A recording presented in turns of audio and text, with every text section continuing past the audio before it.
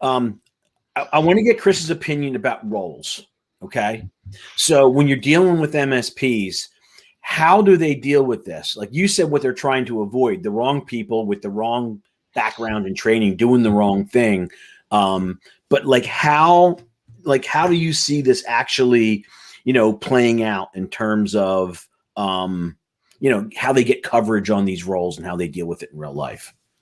Right. I mean, it's a good question. I mean, so I think I'll start from like the mistakes we see is we usually see a senior technical lead take the lead role in an incident response. And that person's very technically gifted, but their mind is completely focused on one thing is recovery. I mean, I was involved in a call last week, and it was me having to convince the guy to stop what he was doing to preserve data. And if it was one of those things where I was in person, I would probably have to have my hands around the guy's neck just to get the message across. It was a very frustrating conversation. And the guy was a very smart individual, very technically gifted, but he was just all about, we got to get this system up. And that could be part of the motivation, could be technically driven, and part of the motivation could be, hey, I as an MSP look better if I can get this recovered more quickly, right? The less the downtime, the less egg on my face. But so you have to think about the best roles and the best decision makers in these particular situations. I've talked about when I was I used to work, at a bank one time. We had an incident where somebody found some checks that were supposed to be shredded in a dump.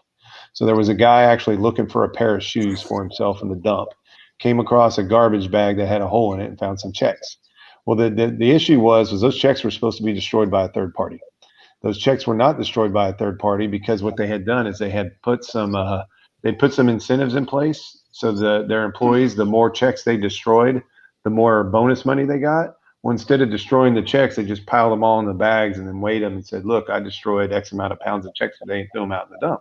So there was no process involved. And so they were motivated to do it that way. And then on the bank side of things, behind the scenes, I knew the media, and I had handled this situation with the media. It was going to hit the news, but it was going to be the last story of the day. Then someone else got involved and tried to play where we're the big bad bank, and this is what we say.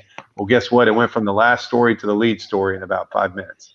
And so that's that. My point about this is there's two kind of morals to that story. Number one is when you're dealing with an instant response situation, you need somebody that can take a deep breath and that can make decisions on both sides, on the MSP side and the client side. So you need people that can kind of reason with these situations and not do knee jerk.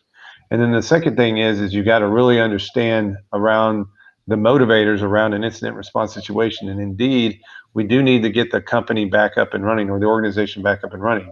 But there's so many other issues in today's world with exfiltration that is maybe even more vitally important, that if you do go and you feel like you can raise the victory flag of getting a company up, but then the next thing you know, all their data has been stolen and leaked on the dark web, it's a terrible situation, especially with the threat of class action lawsuits and everything else that's going on. So that's kind of my point on this, is really to think about the personalities that are involved first and foremost, assign those roles, make sure those people understand those roles.